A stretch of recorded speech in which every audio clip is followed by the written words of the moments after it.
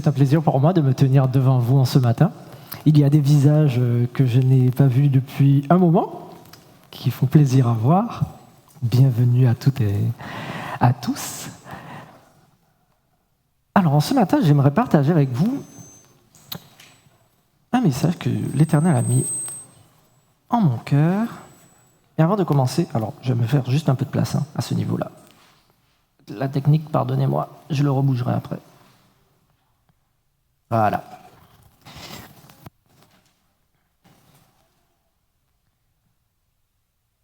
Un jour, un homme a dit que les personnes étaient choquées lorsqu'il leur annonçait qu'à son âge, il avait 4 enfants, il était président d'une entreprise, il faisait plusieurs voyages par an, il était aussi conférencier à HEC, il parlait 4 langues, le français, l'anglais, le mandarin et l'italien, et qu'il prévoyait également de bientôt s'inscrire à un marathon. Il s'entraînait souvent, il faisait aussi du basket, il faisait aussi de la randonnée, et que bientôt, il allait aussi ouvrir une nouvelle entreprise, et qu'il voyageait, comme je vous l'ai dit, souvent avec ses parents, avec ses enfants. Mais vous savez, comme il le dit si bien, rien n'était possible à celui qui sait mentir. Alors, en ce matin, nous allons justement parler d'un sujet particulier, un peu lié au texte, qui est le mensonge. Je vous invite à prier avec moi. Éternel Dieu de miséricorde, nous te remercions encore une fois pour ce sabbat que tu nous permets de voir et nous te demandons de nous accompagner, que je puisse diminuer, que tu puisses croître et que Seigneur, nous puissions être glorifiés et magnifiés par ta parole, que celle-ci puisse faire un chemin dans notre cœur. Garde-nous en ta paix et garde cette assemblée. Nous te prions dans le nom de ton Fils Jésus. Amen. Alors pour commencer, je vous invite à ce que nous puissions aller dans l'histoire d'Ésaü, histoire que vous connaissez, qui se trouve dans Genèse 25.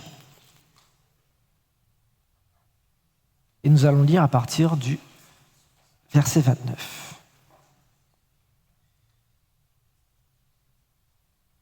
Voilà. Donc je prends Genèse 25. Voilà.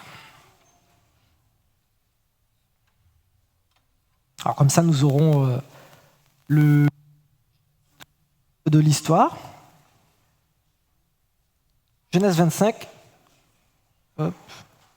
et 29. Alors, comme Jacob faisait cuire un potage, Ésaü revint des champs, accablé de fatigue. Ésaü dit à Jacob, « Laisse-moi, je te prie, manger de ce roux. » Donc ça devait être peut-être des lentilles corail, car je suis fatigué. C'est pour cela qu'on a donné à Ésaü le nom d'Édom.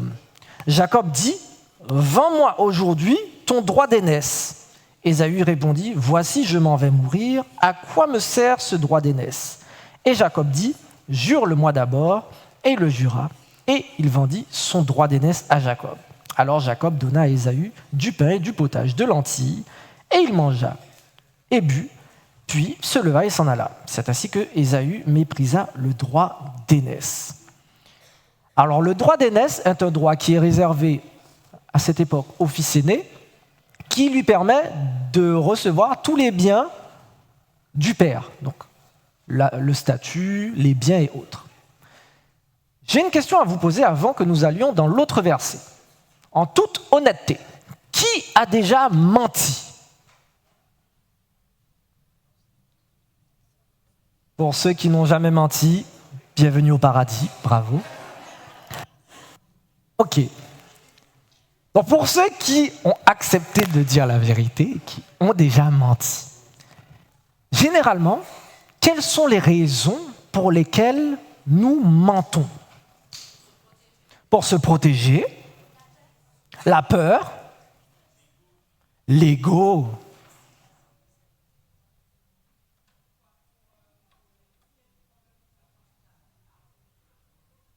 Pour faire des blagues. Oui, pour plaisanter. D'accord, oui, ok, d'accord. D'accord, je vois, ok. Alors, une autre réponse? Pour ne pas blesser. Pour ne pas blesser, l'ego, par peur, et également pour se défendre. Une maladie. On va creuser cette partie-là par rapport à... Ok. Pour protéger et pour couvrir. Allons, la honte, oui, également. Liée à la peur, mais... Allons maintenant dans Genèse 27. Donc toujours l'histoire de Jacob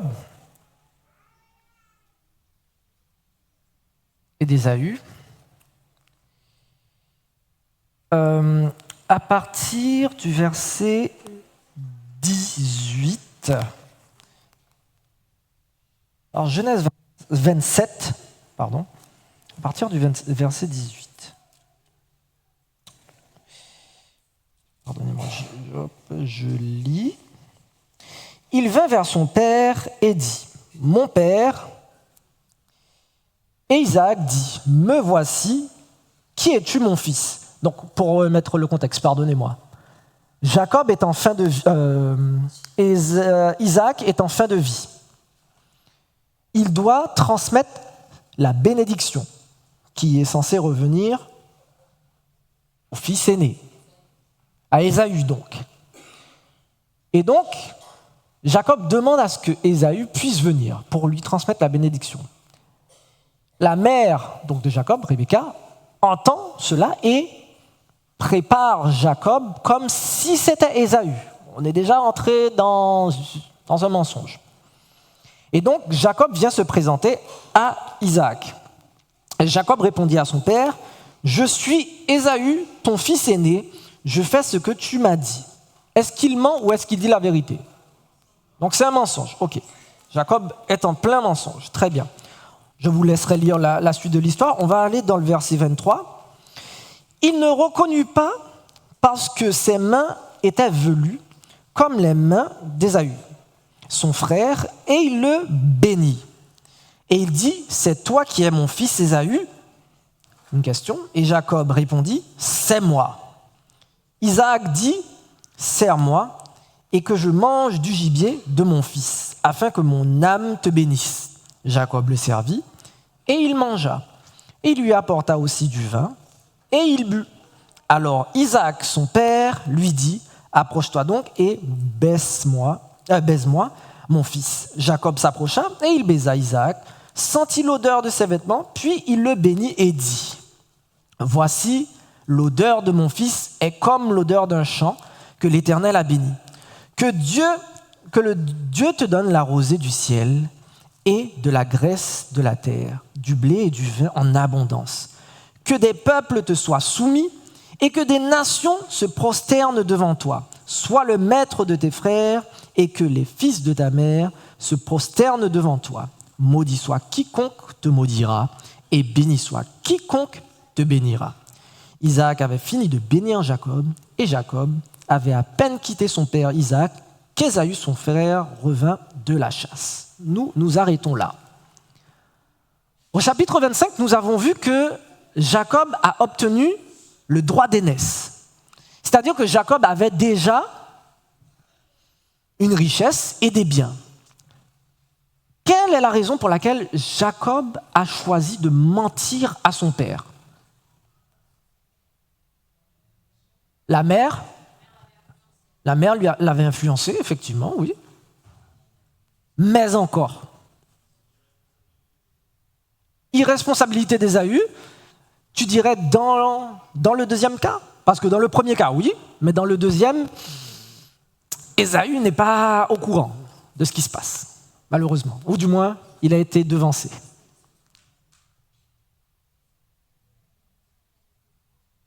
La bénédiction, il y avait droit?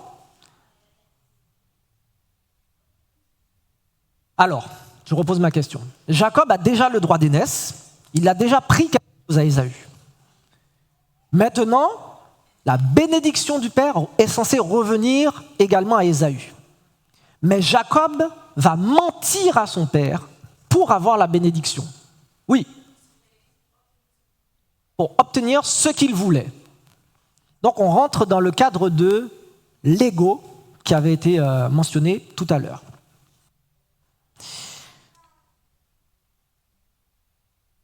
Il y a une chose assez drôle, on ne va pas lire l'histoire, on ne va pas revenir sur l'histoire, mais on voit que dans le mensonge que Jacob va faire, donc par la suite il va avoir peur, il va s'enfuir. Je ne sais pas si vous voyez, mais le mensonge que Jacob va faire va retomber sur lui.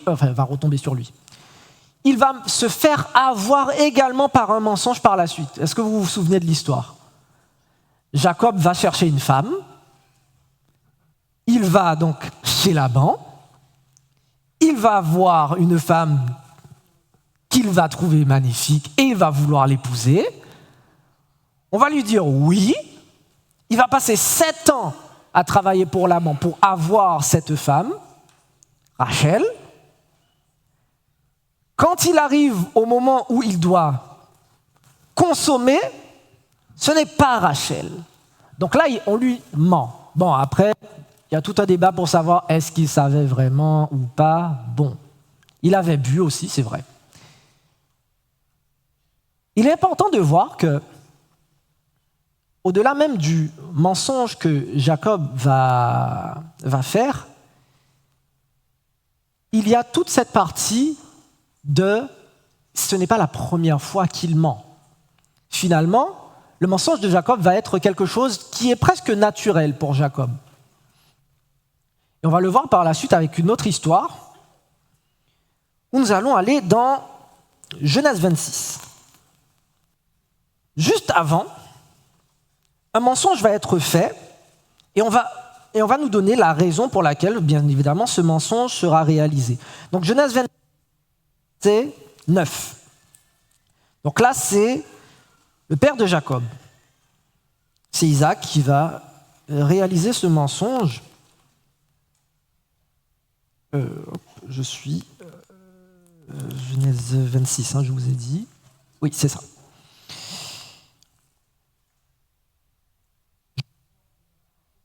Comme son séjour se prolongeait, il arriva qu'Abimelech, roi des Philistins, regardant par la fenêtre, vit Isaac qui plaisantait avec Rebecca, sa femme. Abimelech fit appeler Isaac et dit : « Certainement, c'est ta femme. Comment as-tu pu dire : c'est ma sœur ? Isaac lui répondit : j'ai parlé ainsi de peur de mourir à cause d'elle.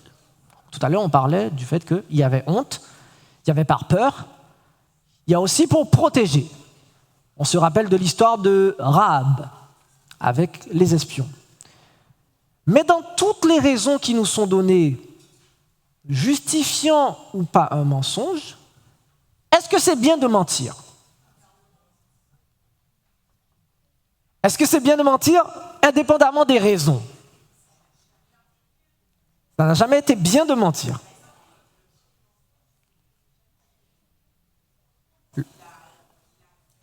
Ok, le premier mensonge, c'est le serpent qui l'a fait. Effectivement. Donc au-delà même de la partie du Jardin d'Éden, au ciel, il y avait déjà eu cette première partie. On nous rappelle que Satan est le père du mensonge. On a également, donc pour sauver quelqu'un, donc la partie avec les espions, c'était effectivement pour les sauver. Et je reviens sur la partie comprenant l'ego. Est-ce que vous vous souvenez de l'histoire d'Ananias et de Saphira dans Actes, par cœur? C'est bien de la connaître par cœur. Alors, je me le suis noté, je crois que c'est Acte 2. Bon, pour vous refaire, pour ceux qui ne connaissent pas l'histoire, Ananias et Saphira ont choisi de suivre Jésus. D'accord ? Donc ils ont cru en la parole. Et au moment où la première église s'établit, il était invité à tout un chacun d'emmener une offrande volontaire. Qu'est-ce que ça veut dire, offrande volontaire ? Ça veut dire ce que Dieu veut emmener. Jusqu'à là. Ok.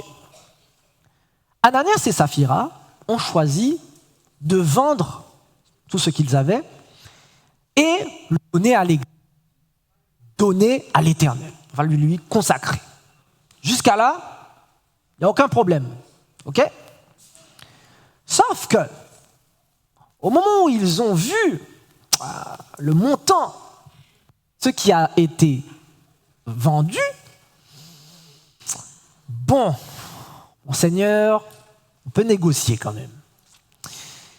Donc, ils vont choisir de garder une partie pour eux et de remettre le reste à l'Église. Question. Quel est le problème de cette histoire ? Puisque, dans tous les cas, ils donnent à l'Église. Oui, Mathias. Ils ont menti en disant que c'était, effectivement, tout ce qu'ils avaient. Oui. Ils ont menti par peur. Tu crois qu'ils ont menti par peur ?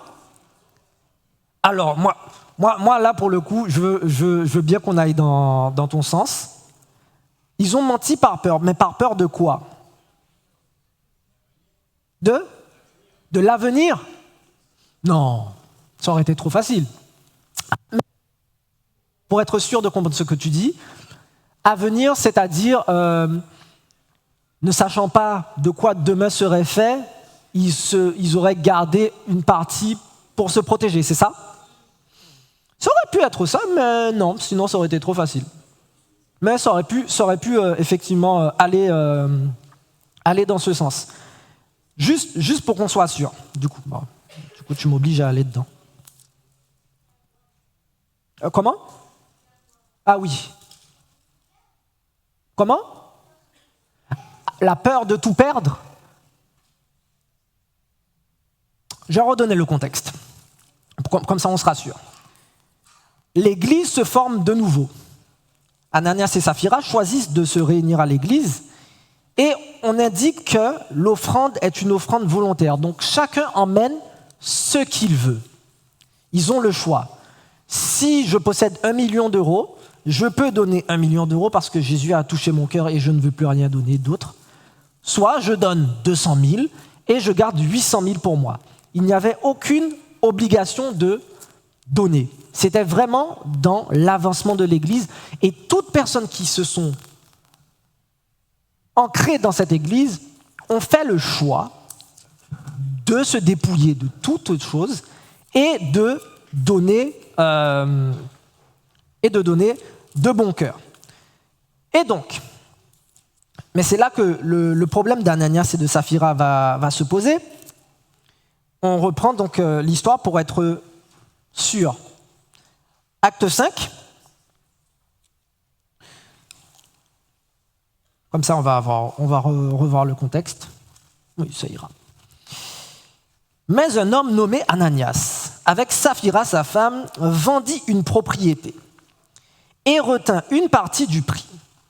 Sa femme, le sachant, elle le savait, puis il apporta le reste et le déposa aux pieds des apôtres.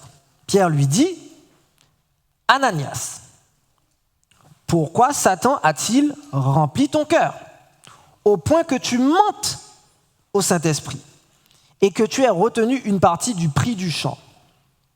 Et c'est là où on va aller dans la compréhension de ce qu'on disait. Parce que Pierre va justifier cela. « S'il n'eût pas été vendu, ne te restait-il pas ?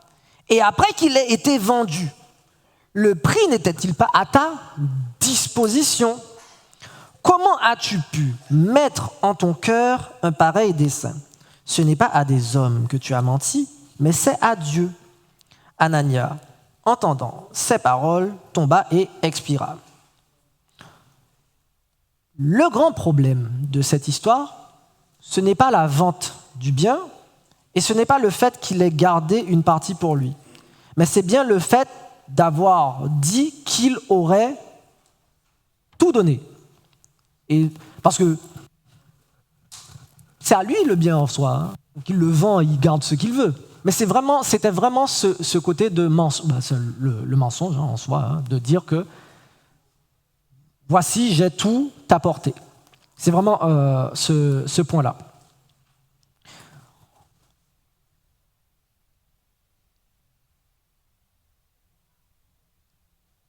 Au-delà de l'histoire d'Ananias et de Saphira, une autre question. Croyez-vous qu'il y a une...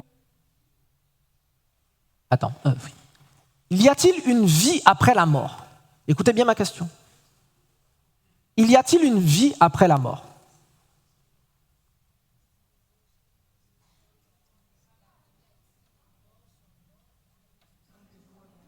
Ok. La question est, si je peux dire ça comme ça, c'est vrai qu'on peut l'interpréter comme on veut. Mais dans la lecture de la phrase directe, la réponse pourrait être non. Y a-t-il une vie après la mort? Quand vous mourrez, est-ce qu'il y a quelque chose après? Voilà, donc il n'y a pas de vie après la mort. Néanmoins, il y aura une vie après la mort.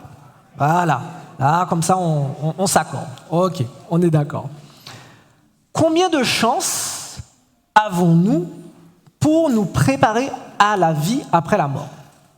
Combien d'opportunités vous avez de vivre pour vous préparer à la vie éternelle? Toutes les années qui sont sur Terre, mais ça comptabilise combien de vies, ça? Comment? 70. 70 ans. Ok. Malheureusement, l'homme n'a aucun pouvoir sur le nombre d'années de vie qu'il a sur Terre. Mais effectivement, donc, nous avons une chance pour pouvoir nous préparer à la vie après la mort. Alors, tout à l'heure, il y a eu une réponse par rapport au mensonge qui était indiqué comme étant une maladie. On va aller sur cette partie-là. Ce n'est pas vraiment une maladie, mais on va aller sur ce point. Moi, j'aime beaucoup le houmous. Ma femme, elle fait du houmous, c'est bon, le houmous. Pois chiche. Et elle y met de l'ail. Notre aînée, lorsqu'elle mange, elle n'est pas fan du houmous. Surtout parce qu'il y a de l'ail dedans. Parce que, voilà, ça pique. Voilà. Son palais est déjà assez développé. Par contre, notre second, son palais n'est pas encore, il est encore en chemin. Lui, il prend le houmous à la cuillère. Pourquoi? C'est que depuis, alors je ne dirais pas tout petit, mais il a été habitué à l'ail petit à petit, et à force, limite, il ne le sent plus. C'est un peu comme pour le piment. Pour certains qui consomment le piment, alors moi, je ne peux pas. Mais pour d'autres, ça commence par une goutte, et après, on en voit certains, ils font des assiettes, ils mettent ça comme si c'était de la sauce, parce qu'ils sont habitués à ça. Mais pour le mensonge, je vous pose la question. Si depuis tout petit, on est habitué à mentir, ou, à notre âge actuel, à se dire, bon, ce mensonge-là, il n'a pas beaucoup d'impact. Donc, je mens.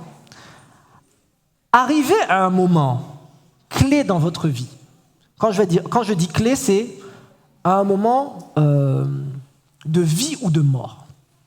Est-ce que vous pensez que vous aurez le réflexe de choisir de dire la vérité? Réflexe mensonge, tu penses? Vous pensez dire la vérité ou mentir, selon vous?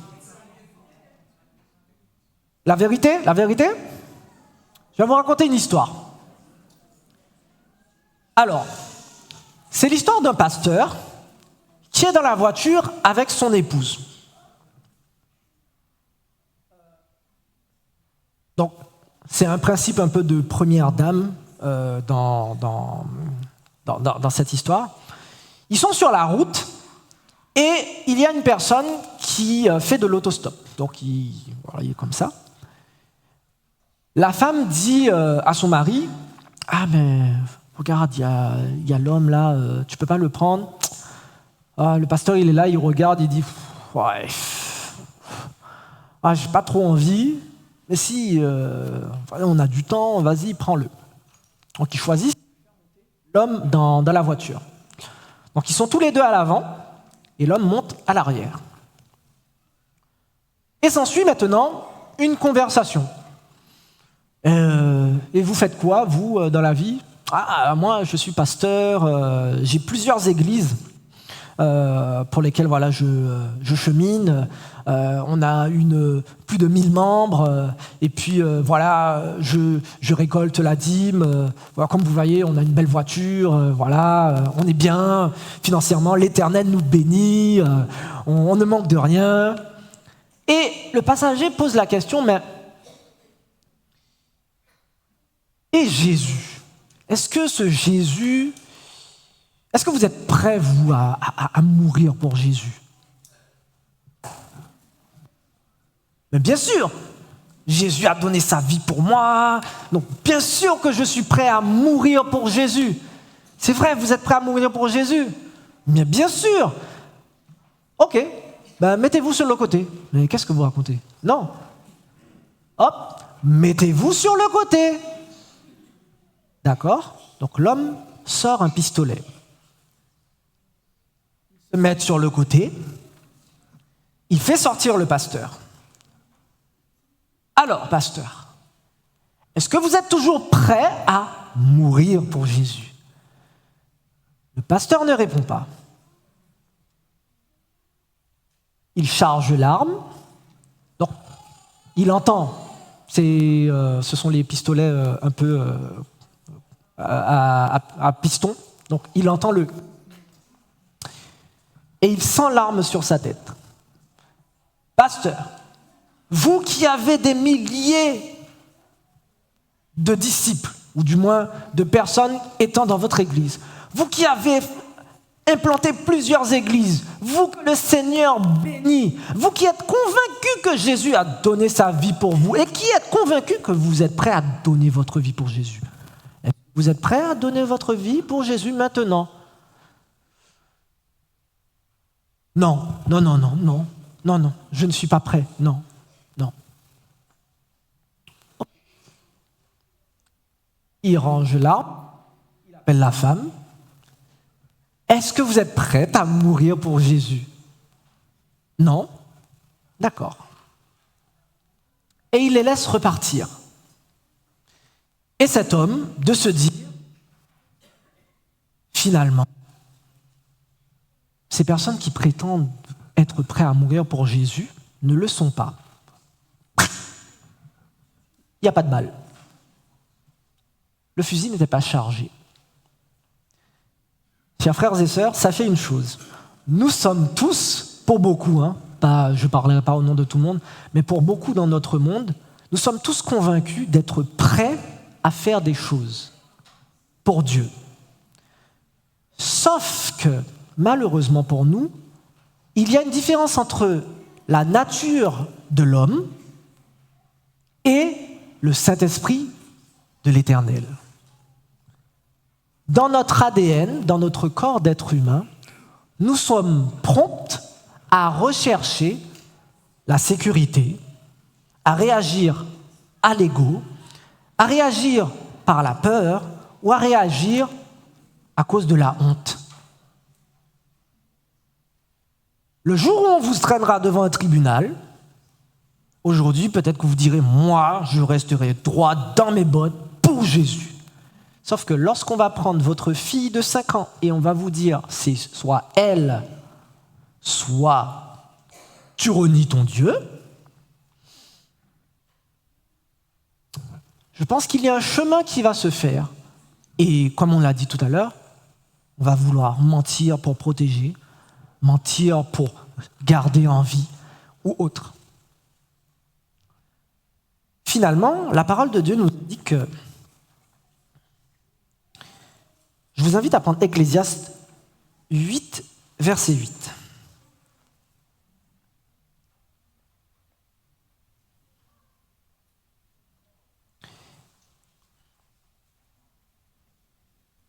Ecclésiaste 8 rejoint une des réponses qui avait été donnée tout à l'heure. Ecclésiaste 8. L'homme n'est pas maître de son souffle pour pouvoir le retenir, et il n'a aucune puissance sur le jour de la mort. Et il n'y a point de délivrance dans ce combat. Et la méchanceté ne saurait sauver les méchants. Si vous mentez, ça fait de vous un menteur. Est-ce qu'un menteur est un gentil ou un méchant?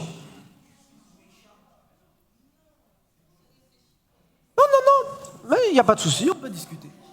C'est pas si simple? Ok.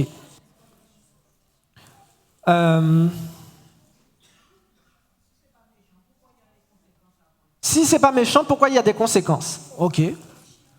Non mais je veux bien. Non mais allons-y, discutons. C'est pas obligé d'être méchant. Oui, bien sûr. Non, mais il faut rester dans le contexte des questions posées. Si tu mens, tu es menteur. Un menteur est-il considéré comme une personne gentille ou une personne méchante?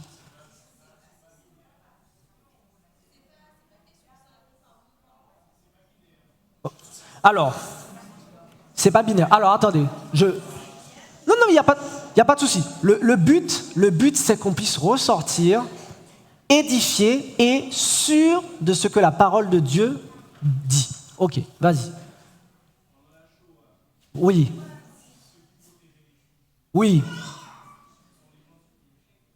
Bonne question, mais ok. Ben, la question, je vais la retourner d'une manière plus concrète. Ok? Demain, tout un chacun, ici présent, lorsque votre vie sera évaluée, lorsque l'Éternel donnera un jugement, si vous avez choisi de mentir, je ne suis pas Dieu, mais si vous avez choisi de mentir, cela va peser pour le pour ou pour le contre. C'est pas comme ça. Mais malheureusement, non mais vous allez comprendre. Malheureusement, le problème se pose, c'est l'intention qui compte. Alors, on va rester sur ça. On va rester sur ça. L'intention de Lucifer était de mettre en place, s'il vous plaît, l'intention de Lucifer était de mettre en place un système où chacun était en droit de faire ce qu'il voulait et ce qu'il veut. Ça, c'était l'intention de Lucifer. En soi, rien de mauvais. Mais le problème est que cette intention amenait les êtres à s'éloigner de Dieu. Je comprends tout à fait ce que tu dis. Néanmoins, le problème, c'est que aujourd'hui, tu dis, oui, mais c'est un mensonge pour ça. Donc, voilà. Ça va justifier le fait que tu continues de mentir. Et c'est là où le piège. Ben si, sinon c'est trop facile.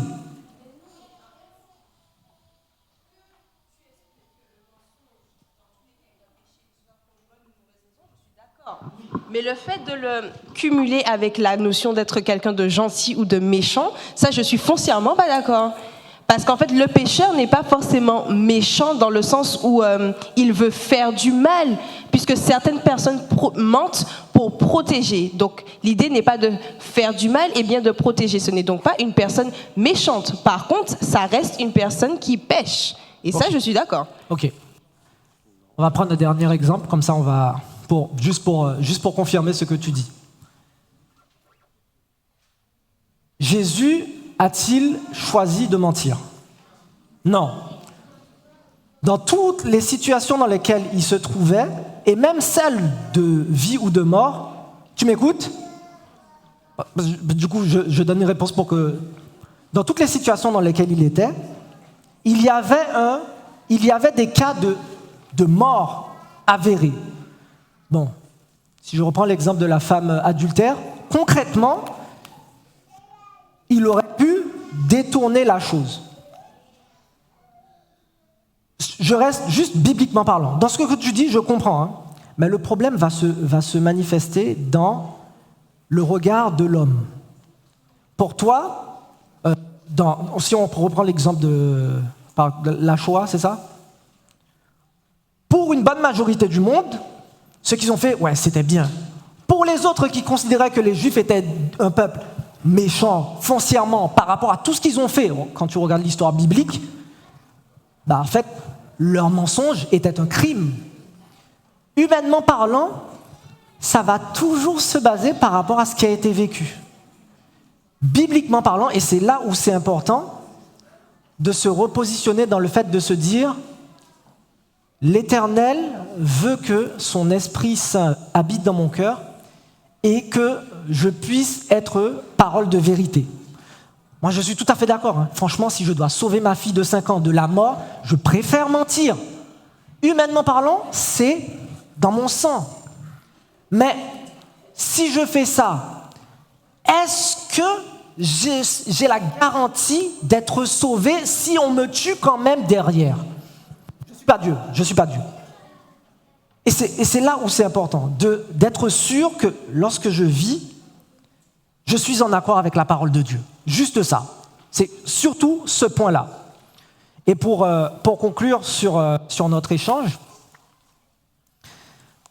je vous invite à prendre 1 Pierre 3, versets 10 et 11.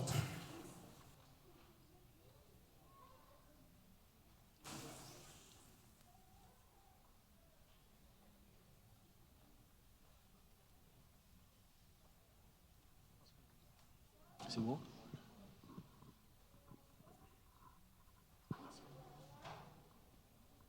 Je vais vous donner 3 textes, pardon. Ils vont se succéder. 1 Pierre 3. Si quelqu'un, en effet, veut aimer la vie et voir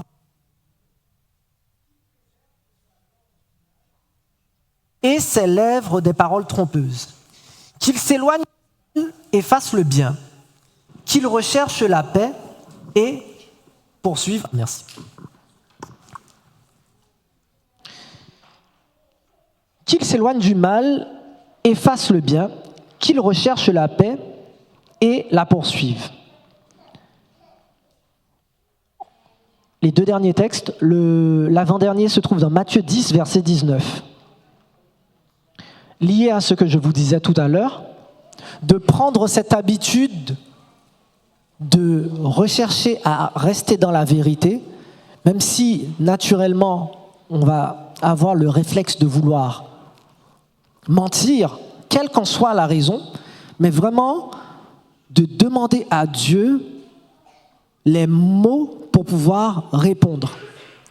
Parce que une chose que nous oublions forcément, c'est que nous allons donner une réponse en pensant qu'elle aura tel impact et donc amènera la situation dans ce sens, mais Dieu qui a l'omniscience sait ô combien ce péché, finalement, pourra blesser.